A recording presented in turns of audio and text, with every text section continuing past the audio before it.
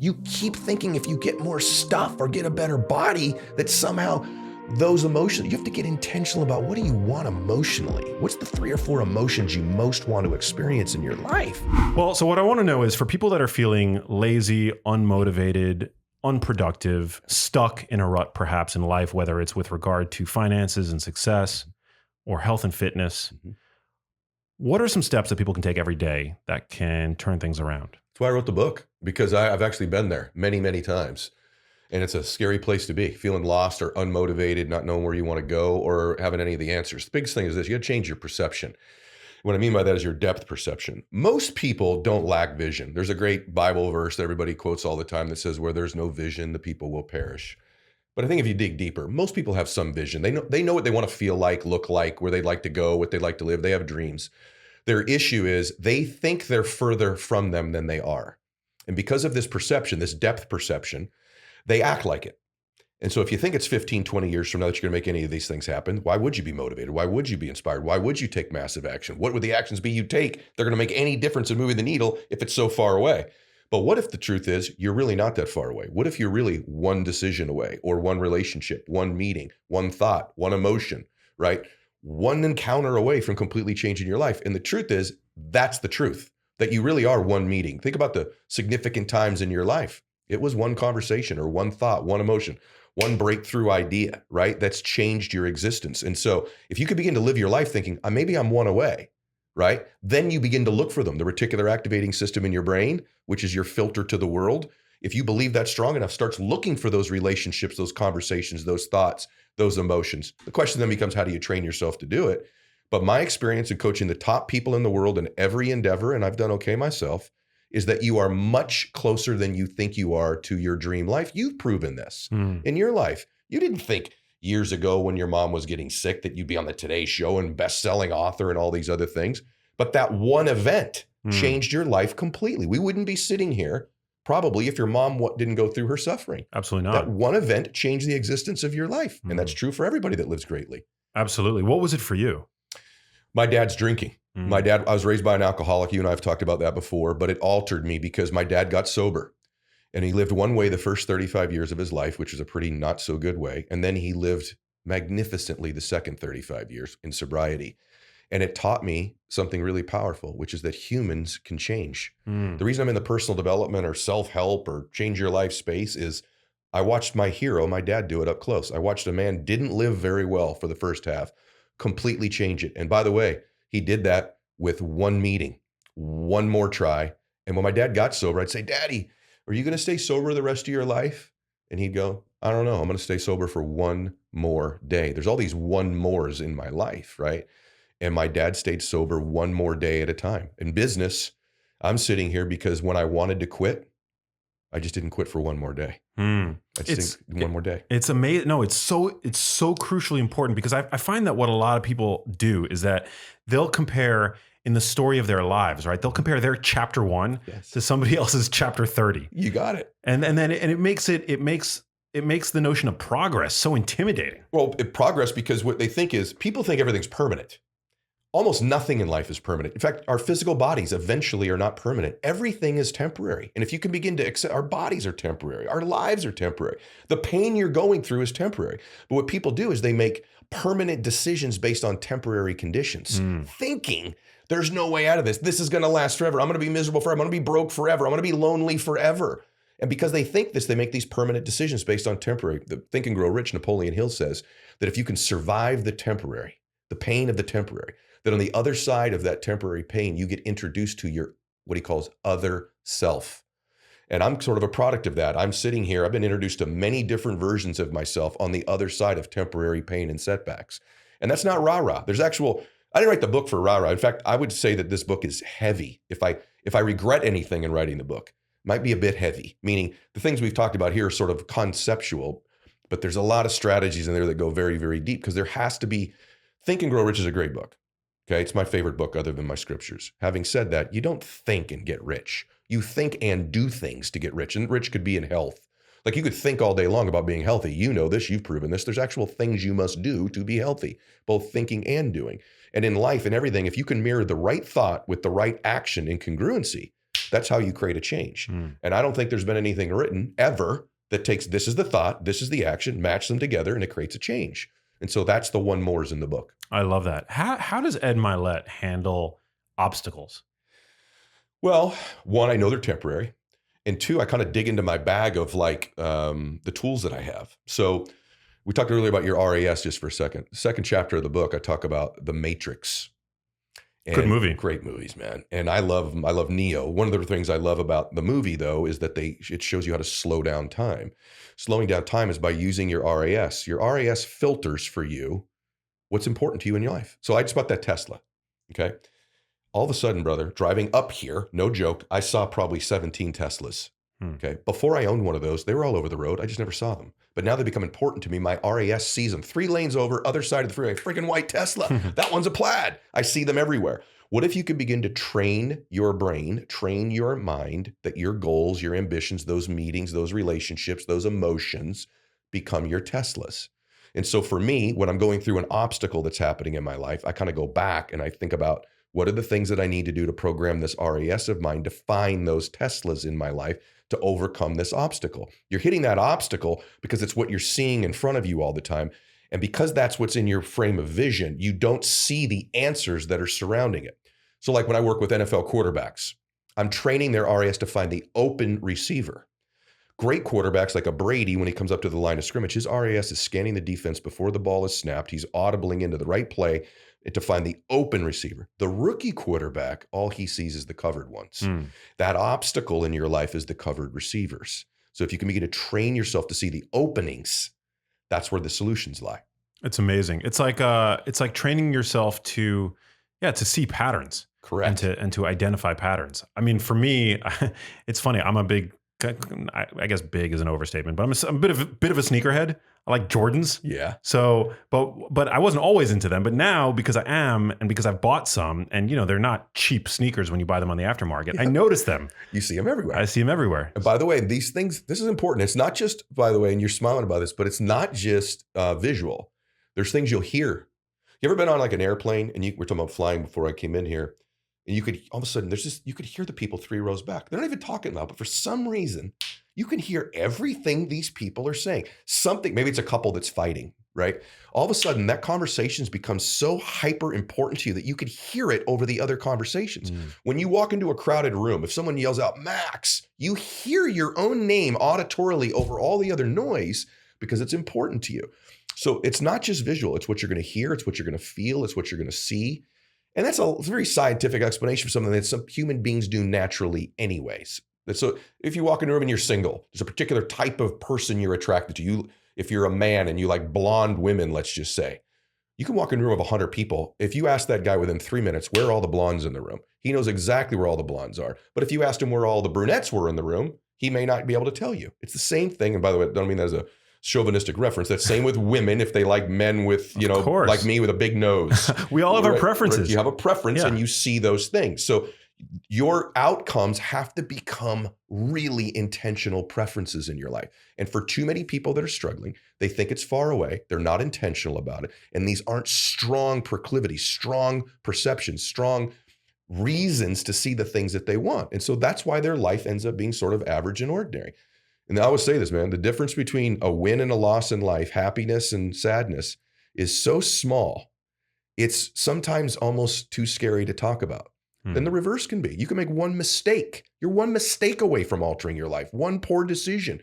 Some of you that have had relationships, one choice you made that ruined that relationship. So there is a power to these ones in our life. And the more that we begin to have an appreciation for that, the more we become present in the moment. How did you develop the one more philosophy?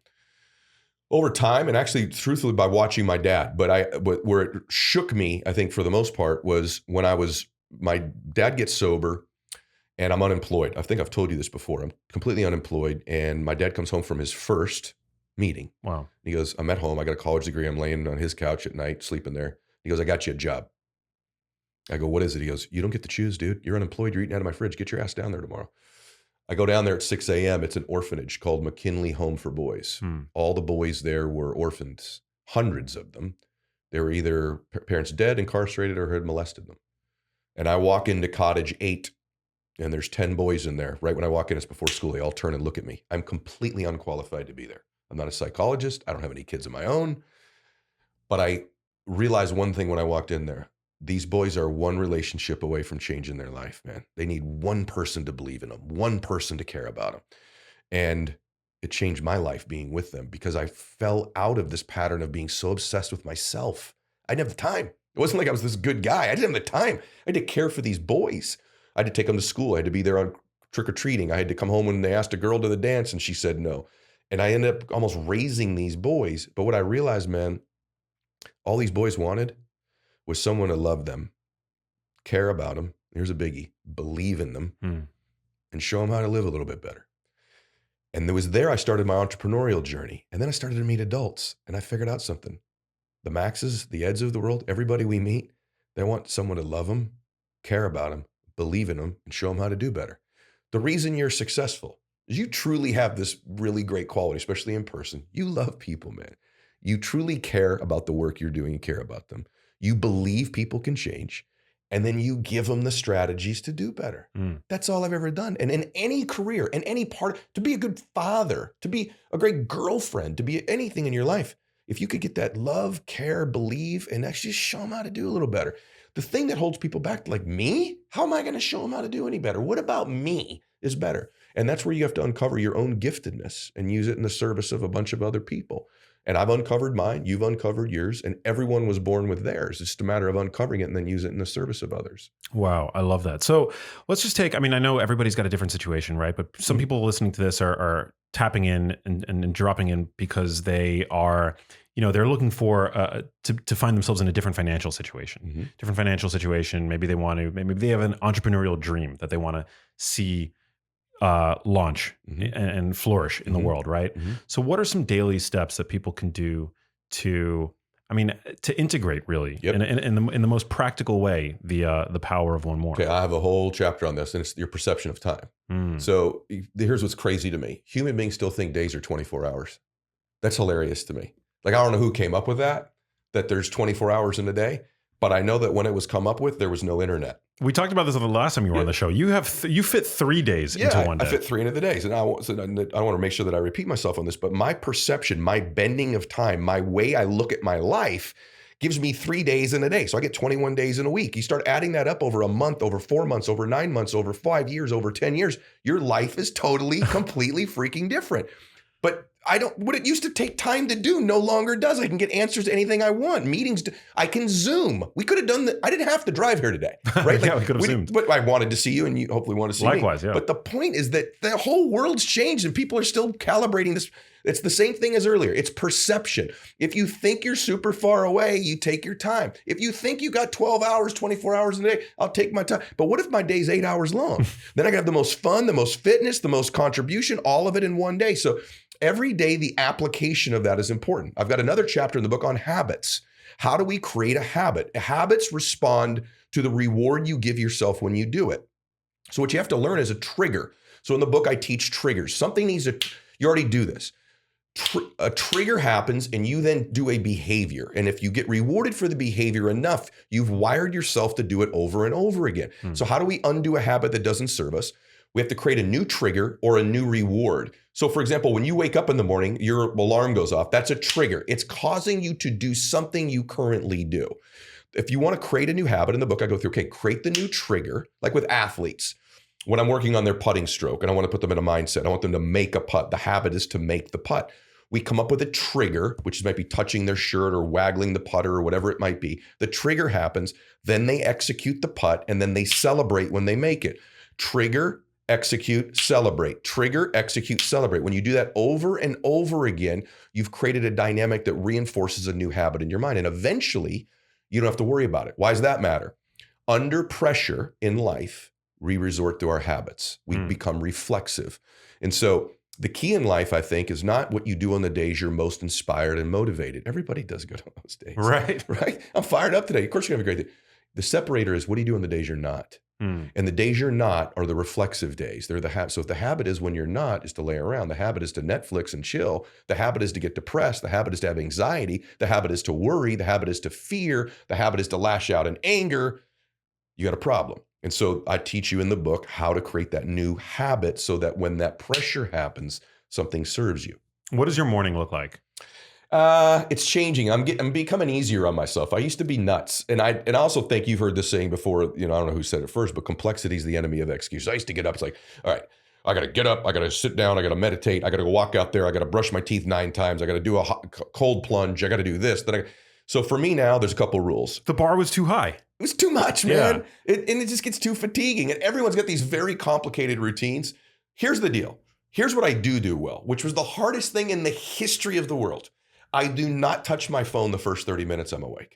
Like, I just won the friggin' day. And that's the hardest for me. What do most people do? Before they even get out, lean over, grab it, what's on there, stress, text, email, canceled meeting, bill you owe. And you're like, oh, and you start the day while you're still in your bed, becoming a reactor. Yeah, fight or flight. Fight or flight. I want to be, and this is the wrong term, but dictate the terms of my day. So when I get up, that does not own me. I own it. So I don't touch it for 30 minutes. Now, what do? I do get up and pray every morning. It's the first thing I do. I stretch, and I actually do something cold still. So I do a cold plunge. I live at the ocean, so I like to jump in the ocean.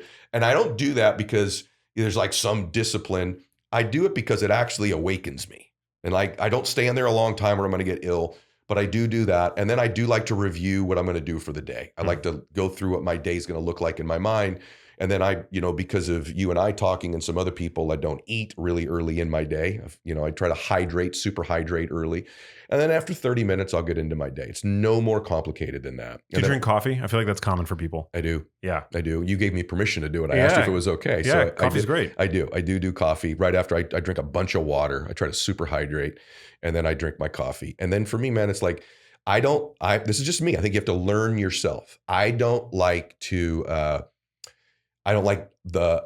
heavy duty, the first thing I got to do. I like to kind of groove into my day a little bit. So I get up a little bit earlier probably than most people because I want space into my day. I want to have been reflected. I want to have had my prayer and meditation time.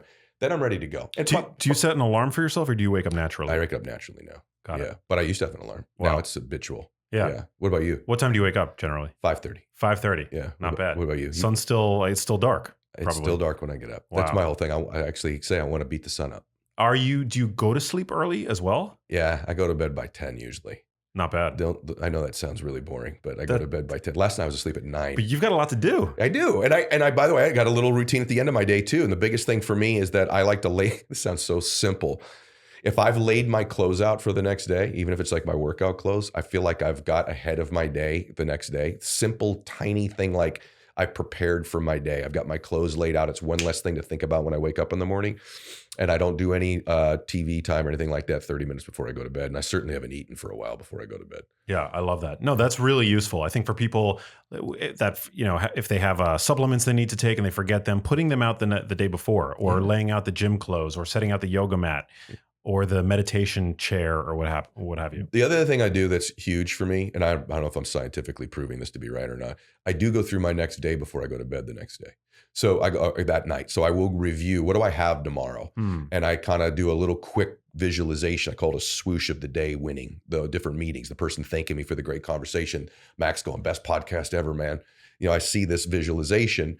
And then I think when I'm asleep, maybe that my unconscious or subconscious mind is kind of going to work on putting that together for me the next day. Working out some problems for you. Yes. No, that's actually, there is science backing that. I forget the details of it, but it's essentially you're priming your brain because you have all this unconscious activity while you're sleeping. Why not harness it? Why not use it to my advantage? Use it to your advantage. Yeah, one of the last things I think of before I sleep. Do you dream? Are you a big dreamer? I am a big dreamer. Yeah, I dream in the daytime though. So that's the funniest thing to me is that this dreaming thing is completely free. But I talk about that. I want to keep referencing the book, but this is a huge thing. Daydreaming is an important part of life. And so because if you dream in the day, you can have much more lucid dreams at night. I think it's kind of a muscle. And here's why. I have a whole thing on this. Most people, once they get to a certain age, man, they live their life out of their history and their memory. They live in history and memory. And so there's these patterns, as you said earlier, that are historical patterns. They repeat them. They've got memories. People who live blissfully, who I think live successfully, operate out of their imagination and their dreams or their vision. They don't operate out of history. Think of the people even that you admire in your life. I don't know if you admire, I drove a Tesla, like Elon Musk, or my hero growing up was Martin Luther King. think about, did these people operate out of their histories all the time and their memories, or they operate out of their visions and their imagination? I think imagination is a big term that people, when we're young, it's encouraged to have these beautiful imaginations. And at some age, it's become suppressed. And as we get older and older, it's not even recognized or acknowledged as something that's powerful. In fact, every force in the world is trying to get you to conform to some other way of thinking at your job, politics, the media, TV. It's like, can we just get you to quit imagining? And if I can get you to quit imagining, I can get you to quit living, right? So I think imagination is one of the most powerful things that's underutilized in all human beings that we were given the gift for, because it's not encouraged. So I'm nuts, man. I'm driving up here today. I'm imagining, I'm envisioning, I'm thinking. And it's like, I like going on these trips. They're free. I can go on these trips and they're completely free. Or I could sit in the car and go, oh, I'm so worried about stuff. And the reason I do it is I realize something about myself. A chapter on emotions. We all have an emotional home. We all do. But there's 4, 5, 6 emotions we're going to get every single day or week of our lives. Even if they don't serve us, they're our home. We would rather have anger if it's familiar to us than not to get it, because we're familiar with it. And as I got older, I thought, I got conscious about, like, what emotions do I actually want to experience? Think about this, man. It's completely vogue to set up goals for stuff you want to do. I want to lose 20 pounds. I want to make $1 million. I want to find my dream relationship. Those aren't even the things you want. What you want is how you think those things will make you feel.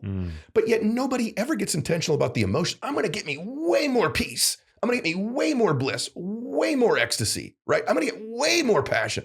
They don't ever do it. So I'm more intentional about the emotions I want, because I found out something. I've never said this on any show before, but I'm in my mid 40s at the time. I've got the life you would want. I'm married to my high school sweetheart. I got beautiful kids. I got great relationships. I make an impact. I got more money than my grandkids could ever spend. And everything's always chaotic. It's always chaos. In fact, I create it constantly. Like, no matter how good thing, I got to mix it up and do it again. I got to mix it. And I realized, what is this thing? One of my emotional homes for sure is chaos. Why? I'm good in it. Why am I good in it? It's familiar. Why is it familiar? I grew up the son of an alcoholic.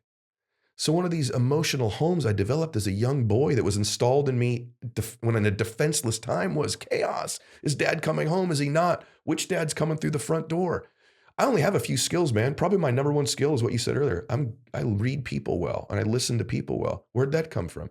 My dad. When I'm 5 years old and I got 3 sisters at home and a mom, I had to figure out which dad was coming through the front door. Little 5-year-old boy looking up at his daddy. Is he sober, or is daddy's shirt button tied? Is his hair messed up? Is he walking right? Because I'd have to read him. And if he was drunk, I'd have to get my sisters upstairs and tell my mom to go hang out, go take a shower. And then I'd have to talk to him to get him in the right state. Well, here I am, 45, 50 years old. I'm only really good at 2 things. So there's a blessing in it. I'm good at reading people. I'm good at talking. But I'm also really good at chaos. And I had to ask myself, do I want more of this the next 50 years? Even though I'm good at it. Why'd I get it? I'm familiar. So people listening to this, watching, is like, what are the emotions you're most familiar with? You keep getting them.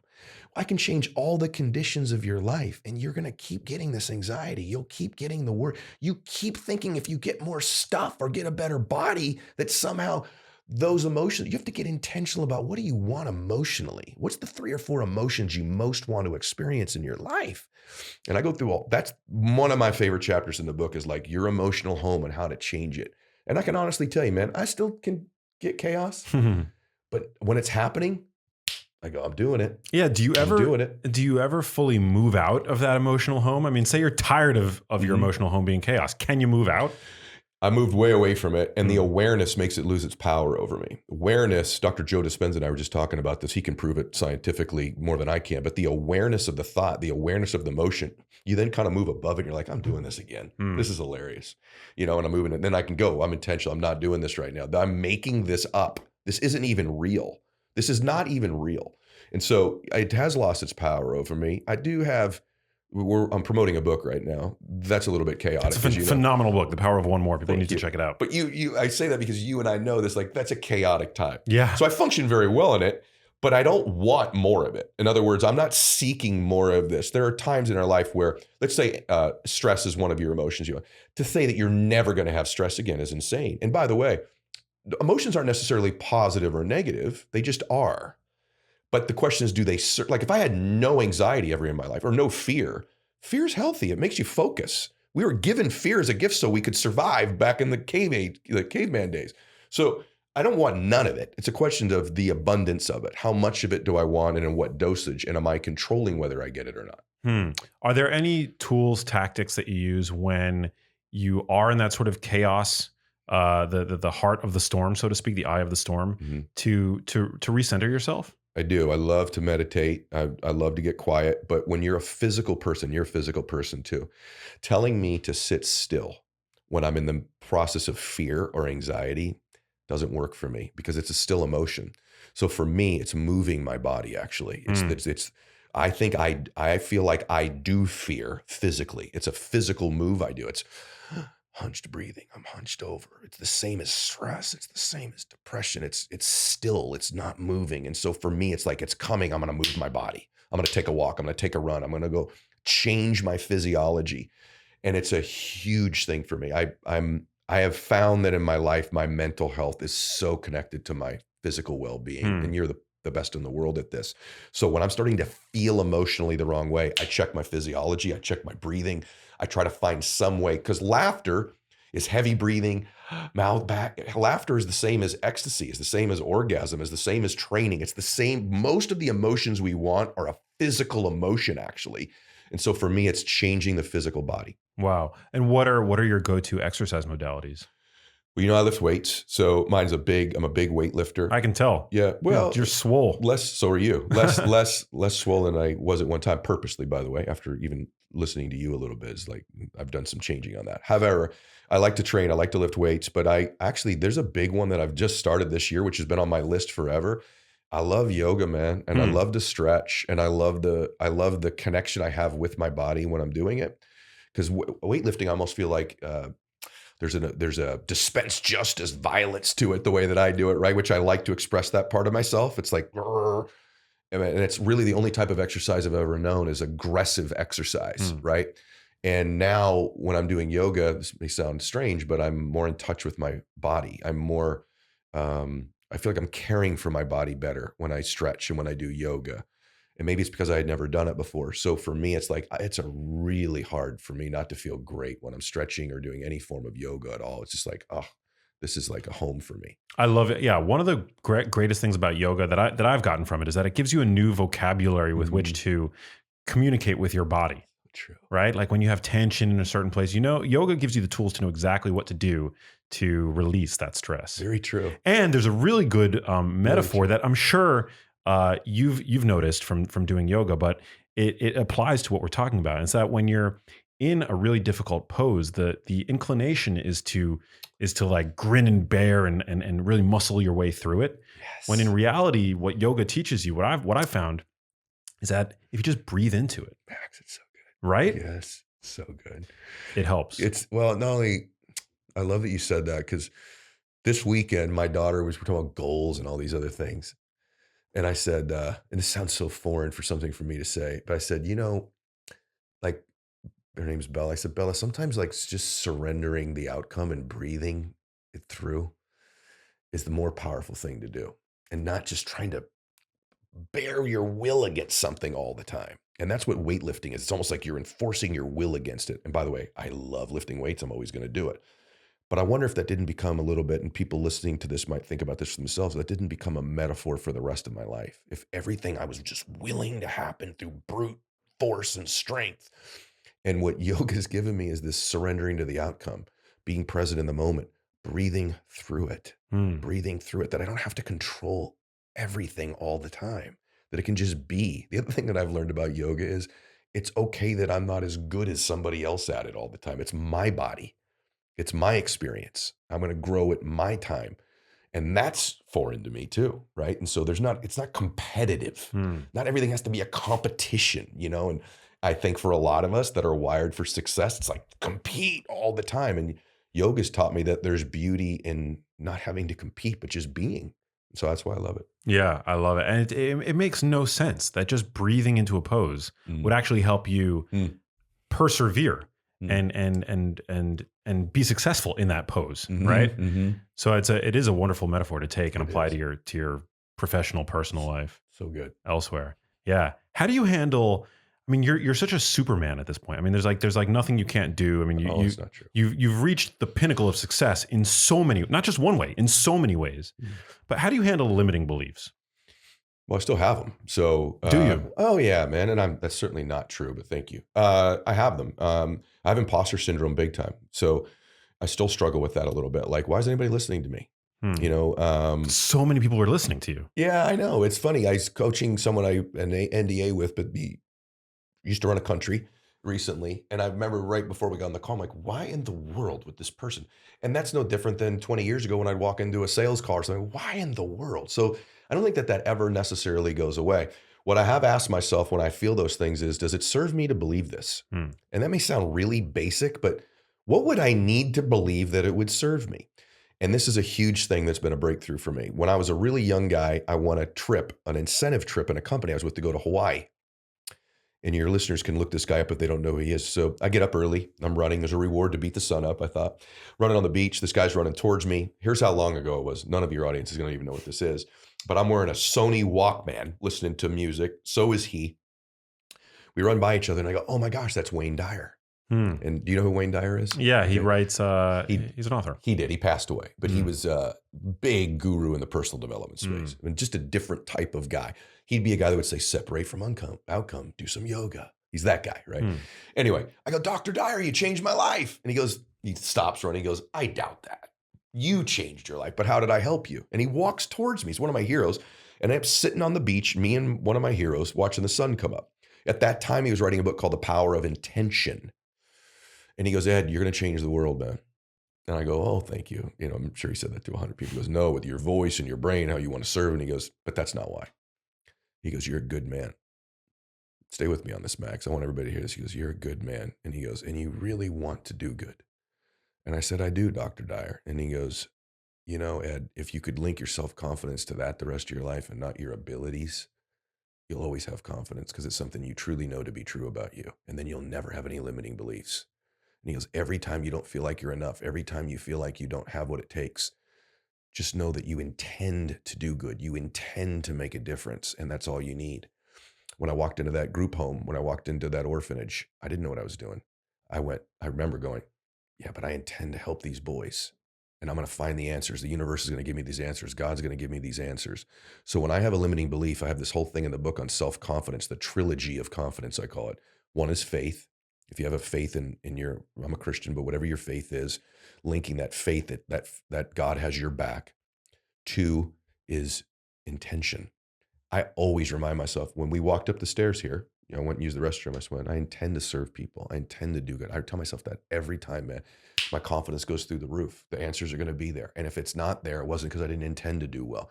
So many people in their life keep chasing this flawed thought that once I'm great at it, then I'll have confidence. And that finish line keeps me. Once I get that money, once I get this thing, then I'll have the belief in myself. For me, it doesn't come from any of that. It comes from my intent. I intend to serve. I intend to do well. If I don't know the answer, I'll get it. My favorite people are the ones who go, you know what? I don't know the answer to that, but I'll find out for you. I love those people. So for me, all of my limiting beliefs are eliminated when I just come back to my intention. I intend to do well. It also, it's a noble aim that insulates your ego when you make mistakes. Yes. Right? Because to err is to be human, right? Yes. And everybody makes mistakes. Can I tell you something about you? Tell me. Okay. Why did I immediately, first off, before I met you, everyone told me, you're going to love Max, right? You two will love each other. You're a little bit older than him, but you two are, and I know why I love you now. And it's been multiple times and I watch it every time I'm around you. One, I think you're brilliant. Your intentions are so good, bro. And I think people sense intent. They sense energy. Remember this, everyone. You're always making people feel something. So why not get intentional about what they're feeling from you? I don't need people to think I'm the smartest guy in the world. I want them to think, man, this guy cares about me. Man, I bet he could love me. I bet he believes in me. I bet he could help me. And you nuance something all people I love have. And it's really interesting to watch you do it. I'd like to think I do it a little bit. My favorite people run this very difficult line in life. Tremendous self-confidence with the exact same amount of humility. I knew you were going to say humility. People have that and you have it, bro. And to me, everyone should be seeking that because people with a lot of self-confidence and no humility, they're hard to be around. Yeah. They also crash and burn eventually, right? They don't, because if you have no humility, you're not curious, you're not learning, you're not growing. People with a ton of humility that are humble with no self-confidence. We all have those friends. They're tough in life, man. You're always carrying them. It's like, you can do it. They weigh on you. My favorite people have a big dose of humility with a tremendous amount of self-confidence. They're fun to be around. They make you feel a particular way. You have that. I would wish for everybody to seek more of that in themselves. Self-confidence with humility. It's so true. But confidence is something that you have to develop. It's not everybody has it. Certainly not in all areas, right? I mean, some people have a confidence in these certain realms in their life, but is confidence something that can be cultivated? Big time. I write a lot about it. It's a simple thing. Self-confidence is a relationship with yourself. It's your reputation with yourself, actually. So the way that self-confidence is developed is by keeping promises that you make to you. Wow. And it's easy because you can start with small ones. When I meet someone who does not have self-confidence, I know that at some point in their life, because of someone else's lack of belief in them or whatever, they stopped keeping the promises they made to themselves. They start diets and don't keep them. They say, I'm going to eat a particular way. They don't continue to do it. They say, I'm going to get up at a particular time. They don't do it. I'm going to make a certain amount of phone calls in a day. They don't do it. So when you begin to make a contract with yourself that I'm going to get up at a certain time, I'm going to eat a particular way, I'm going to work out at a particular time. I mean, simple things. I'm going to make my bed. You know what? I'm going to lay my clothes out the night before. You start doing all these little things in your life that you tell you're going to do. You start building this reputation with you that, man, I do what I say I'm going to do. Wow. And when they're little things, all of a sudden when you stack them, this thing called momentum kicks in, which is a magnifier. It's like alcohol. It makes you way more of something. When you have confidence and momentum in your life, it magnifies. It can take an average and ordinary person and make them extraordinary. And for me, those small promises I finally started keeping to myself unconsciously. Once I started to make a medium-sized promise to myself, I kept that one. And then a bigger one, and then a bigger one. And then, you know what? I want an island. I'm going to have a jet. I'm going to do this. All of a sudden, how come I believe I can do this now? Because I made my bed. Because I laid my clothes out the night before. Because I get up at 5:30, not 5:36.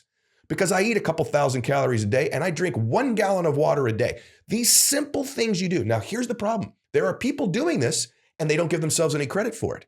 They unconsciously do it. You not only have to keep the promise, you have to then inventory go, I'm doing it, I'm doing it, I'm doing it. And then eventually you start going, wait a minute, I'm doing stuff nobody else is willing to do. I should start to get stuff nobody else is going to get. And over time, you change you. My dad, I told you, changed his life. Why? He finally freaking kept a promise to himself, which was not to drink that day. My dad's entire life changed because every day he kept one very simple promise to himself. That day he was not going to drink. Wow. And that promise over 1 day, 30 days, 90 days, a year, 2 years, he started going, you know what? I think I'm going to get a promotion at work. I think I'm going to lose 30 pounds. I think I'm going to be a great dad. I think we're going to buy that house. And that little promise every single day. My dad had his prayer and meditation time. These are things that great people do and never go, hey, I do keep the promises I make to myself. And once you start to give yourself the credit, these are deposits you're making in the bank account of self-confidence. You can make all the withdrawals you want. But if you don't make the deposits, when you go to make the withdrawal, it's empty and you cancel the nutrition plan again. So it's that. Is feeling connected to something higher than yourself a necessary ingredient? Because you mentioned that that you have a spiritual practice. Your dad has a spiritual practice.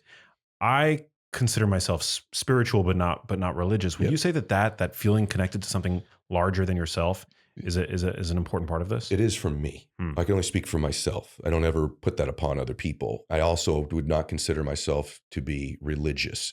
In fact, oftentimes I mean this with respect. I think sometimes religion can get in the way between you and God. That doesn't mean that I don't think it's wonderful to go to church. That's different. But I'm saying I think sometimes people resist getting a relationship with their deity or their God because of the religious things they've seen in their life. And so for me, it's a center of my life. And it's the most important thing. In my dad's case, by the way, like I told you, I'm a Christian. My dad, I would call more of a spiritual person who our faith wasn't exactly the same, but that faith grounded him. That faith gave him hope. That faith gave him purpose. You know, I think contemplating death, man, is one of the most powerful things you can do in the world. Because I think it makes you live now. And, you know, the power of one more, if I could distill it down, you understand the power of one more rep in the gym, one more minute on the treadmill, one more whatever. If I take it from you, and I'll give you an example of my dad. My dad passed away. I wrote the book after my dad died last year. And my favorite thing to do in the world is to golf with my dad. We're both crappy golfers. But what I love was the 5 hours with my hero, my best friend, like a foot away from me. You know, and my dad's 18 handicap. He wasn't a good player, but he'd make that one putt and just watch my dad. Hey, I said, good putt, Dad. Yeah, that was a good one, wasn't it? Do you know what I would do, man, for one more round of golf with my dad right now? What I would do for one more conversation with him? You know, there's a power to this. That one more is precious. I was with my dad when he had one more day, and he knew it. Wow. He called me from the hospital and said, come get me. I got one more day. I just got goosebumps. Yeah, I was with him for his one more breath. I was holding his hand. And it dawned on me that, you know, someday, man, I'm going to have one more day. Someday you're going to have one more day. What would you give? What if I told you right now, you only have one more conversation with that sweetheart in your life? How precious would that conversation be now? Maybe your mom's living, you know, unfortunately for you and I, we know what that's like to lose somebody in our life, right? Maybe you should call her. You know, what would you say to her? What if you started to think just every once in a while, what if this was my last? What if I only had one more conversation? What if I only had one more meeting? People will become much more precious to you in your life. And I've done that. I always told my daughter I love her every day. I now do it one more time a day. One more time a day. In that meeting you're going to, what if you only have one more meeting? What if your workouts, what if you started treating your workouts that way? What if this is one last workout? How would I do it? Right? One last podcast. How would I do it? So there's a power. And for me, contemplating the end of my life, it makes me want to live so much more now, right? Because I'm going to have that moment. And what do I want to feel when hopefully my son's holding my hand in my one last breath? What do I want? My dad, literally, brother, right before my dad passed away, he was on, you know, we had him on morphine, and he wakes up and he looks over at me and goes, I love you. My dad, my hero, same man that I used to look up at, man, and wonder who was coming through that door. I love you. I can't believe God gave you to me as my son. I'm so proud of you. Wow. It's the last thing he said to me. Like, wow, I'm so grateful that while he was here, right? I'm so grateful that while he was here, I made him proud of me. A lot of you have family that you love that have done so much for you. Make them proud of you. I told you when I interviewed you, didn't even catch it when I interviewed you last time. I said, hey man, your mom's proud of you. I think about these things all the time, you know, and if they have passed away, honor them with who you become. Honor them with your life. Honor them with, make that one more call. Believe in yourself one more time. Try. I have a whole chapter in the book called One More Try. Just try one more time. Try one more time. You still got time in your life. You're not gone yet. Give it one more try. Give it one more shot. My dad tried to get sober, man, 60 million times. One more try. And he finally did it. So there's power to one more. Damn. Oh my God. It's so powerful. A lot of, you know, people like to play the victim card though, because it's just so much easier. But what you're saying, and I think it's so absolutely true, it's that life is the ultimate privilege. I mean, if you're up breathing on your own, Yes, without, you know, and you don't require pain medication to make it through the day on a chronic basis. Yes. I mean, what a gift it is. It is a gift, and it's not over. That's the thing. We went back to the beginning. You think it's permanent. I'm permanent. It's not. It's temporary. Survive the temporary. And by the way, if you're going through pain, you ought to get something for this pain you're going through. You got to get something for it. And you're getting introduced on the other side of it to the other you and your other life. You have a whole other life because of your mom's suffering, bro. Yeah. You have a whole other life. So what if it is that the only way we get to our other life, the only way we get to this other self is we may need to go through some adversity, turmoil. And what if actually it is true that I'm saying you only get your other life on the other side of these things, that perhaps this is not that bad that you're going through it, that the promise is on the other side of it. There's another you, there's another life. I'm 51. I can pretty much tell you I'm freaking sure I'm right about this. I'm freaking sure of it. Don't wait till you're old to figure all this stuff out. Most of your audience is pretty young, right? Like, and by the way, there's no old anymore. Yeah. We're both interviewing people like, hey man, you do this, and this, you get another 30 years. I'm like, 30 years? This is great. I'm not saying I'm the fittest. My dad did not look like I look at 51. My dad looked like what I think 51 looks like. I think I look like, you know, other than my face, I'm young. Yeah, you look amazing. No, I don't look amazing, but I'm young. I'm not what a 51-year-old used to look like, and I don't think like one. And so I think this victim thing's real important. Here's the deal. If it serves you to believe that, keep believing it. Because what's going to happen is you're right. Some of you do have certain things, conditions, setbacks, demographics, what have you, that do set you back. That's a fact. The truth is, does it believe you though? Does it serve you to believe that? Because if it does, you're going to find references. Beliefs are like references. That RAS of yours is going to find example after example after example to prove you absolutely freaking right. So if it serves you to be that, keep believing it. If it doesn't, then ask yourself, very simple question. What would I need to believe to make this serve me? So I do have this back. I want to be this, this, and this, but I don't have the college degree, or I don't have the relationships. I don't have the pedigree. Okay. What would you need to believe about that truth about you that would then serve you? Wow, I'm going to give so many more people like me hope. I'm going to make so many people proud of me. The story's going to be 10 times better when I get there. There's never been someone like me do this before. I'm going to be a complete breakthrough and break the glass ceiling for everybody else. What would you need to believe in order to make this true thing about you serve you? Yeah. And what about with regard to health? I mean, people are like, I'm too far gone, or I don't have access to the kinds of foods that I hear about in the wellness world online, or a gym membership is too expensive. But all of those are limiting beliefs. None of them are true. None of them are true. Get resourceful. Get up and get resourceful. Like, let's go. Be resilient. Be relentless. If you want something bad enough, you'll get it. Here's the truth. Okay. I have a whole thing in the book on this. How is it? And I mean this because my dad was an alcoholic and drug user. Okay. So I say this with respect. There are people a mile from here, bro, with no job, right? No background, no relationships, no money whatsoever. And their outcome every day, their addiction is to get that drug. Somehow they get it. They get resourceful, don't they? Yeah. You could use that as a negative, but they get resourceful in their life. They find a way to get their obsession. Your obsessions become our possessions.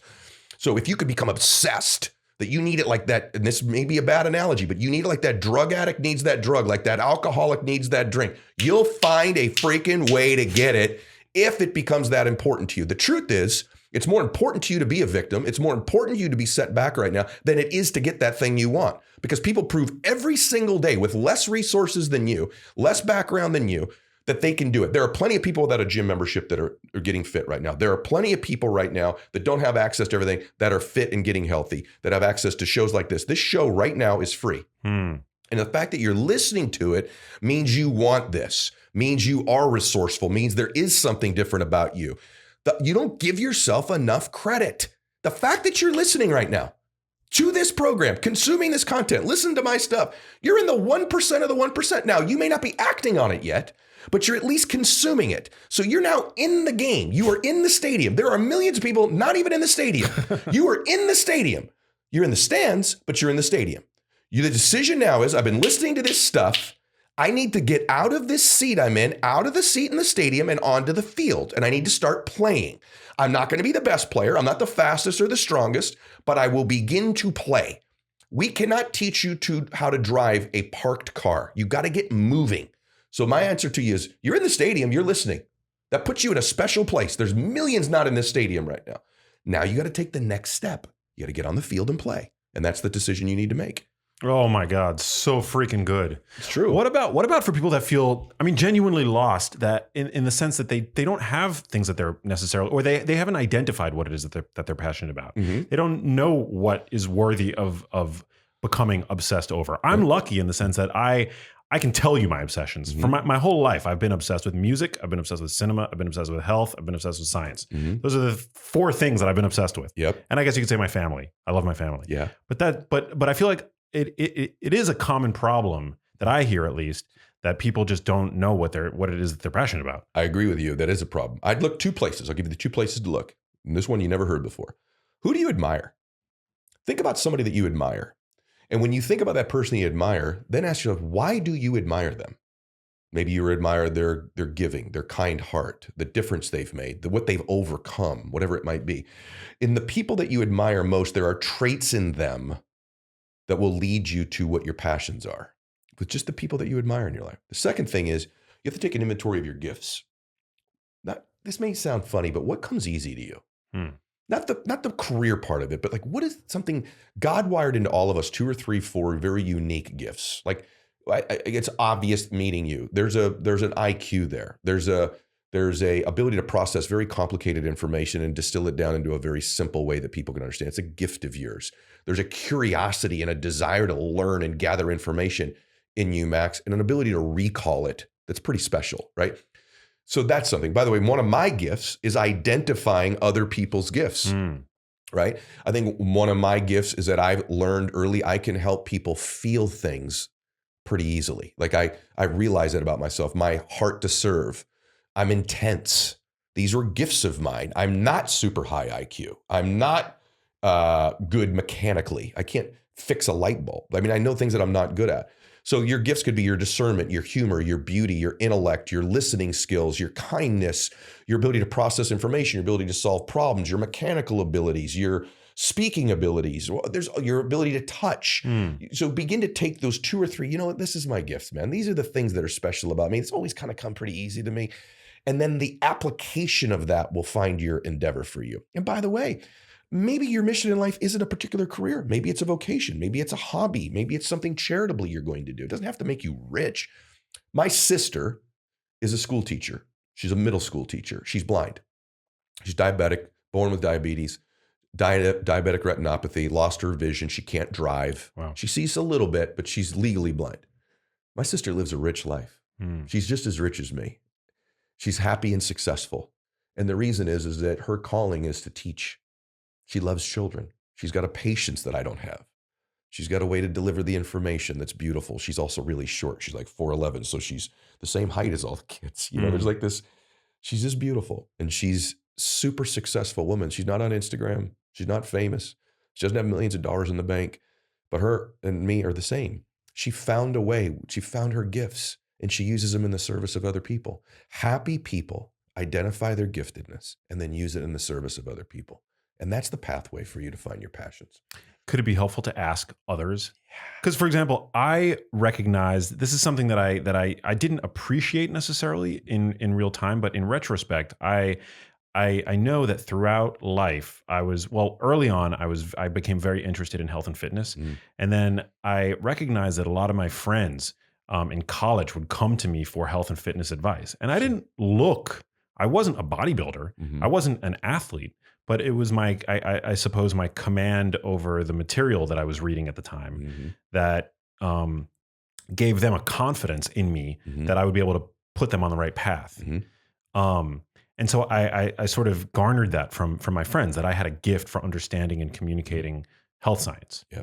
Yes. In fact, I would say the things that I just told you that I think I'm good at, in hindsight, didn't come from my own awareness of them. There were other people going, man, now you're a really good speaker. I'm like, I am? I hate hearing myself. I'm terrible. Like, no, bro, like that's not normal. Wow. Right. And so if you've not had somebody point that out to you, I do think if you have 2 or 3 people that you love, like you asked me right now, what's your daughter's gifts?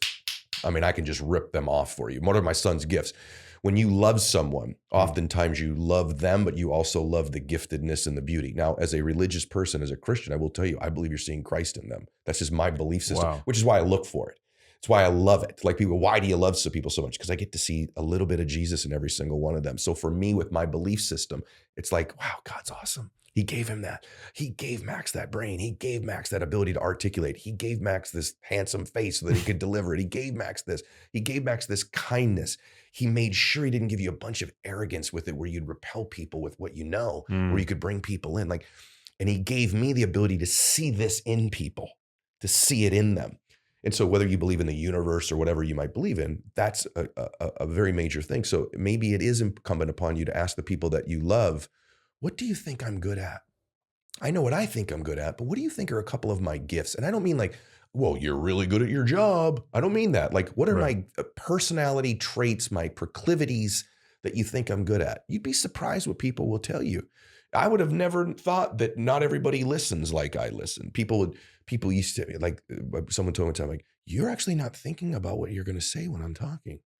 And I'm like, well, no, then I wouldn't be listening to you. Like, no, bro, that's not normal. Most people are so worried that when the other person's talking, and now that I've watched that, I'm like, you know what? That's totally, it's not good or bad. It doesn't make me better. It just means I do listen that way. Yeah. I'm not thinking next about, well, you better finish that. And the funny thing about it is my best friend is the worst listener. By the way, I think that that's a really cool insight, that and the verbiage that you use, not normal. Like, what is about you that's just not normal? There you go. That's probably in all likelihood going to be your gift. Yeah, it's really, by the way, you're right. I'm going to steal that. Yeah. You're actually right. We just came up with something right there. It's 100% true. Like, what is it about you that's like that your friend would be like that? You know, that's not normal to be that insightful or to be that sensitive or to be that kind. Figure out what that is in you and freaking exploit it. Very good. Exploit it for the benefit of others. Of course. Very good. Wow. Yeah. Amazing. Amazing. But I cut you off. You were going to say something. I'll remember. Oh, That was too man. good. I love this, dude. Dude, I love hanging out with you. I love hanging out with you. I feel so inspired. Good. I hope so. I do too. Yeah, it's amazing, man. Your book is, I mean, I think people should not walk, run to pick up The Power of One More. Thank you. It's awesome. You walk the walk. And also your audience, man. I've never seen such an engaged audience that literally just hangs on your every word. I've never seen it. Thank you. Yeah, it's amazing. It's a blessing for sure. I think they hang on the words of the people on my show too. And I think that I'll just say this about my audience. And I think this, I want to create a culture in my life of people that want to serve other human beings. And that's really all I want to do in my life. And I think that if you're one of those people listening to this and you want to help other human beings, you could not have someone better than Max and hopefully me in your life, because that's our missions in our life. You come back in 30 years, you and I will both be doing something like this, helping other people, because it's what we feel like we're called to do. Hey, if you like that video, you need to check out this one here, and I'll see you there. Effective coach is able to pinpoint where exactly is my client's boundary. Like what's the top of their mountain, and then be able to hone in on that. And we can do that with, effectively coach ourselves, be able to hone in on that, nudge them right to that edge, and then, respectfully push them past that edge, but not blow it out to the point that they feel like a failure.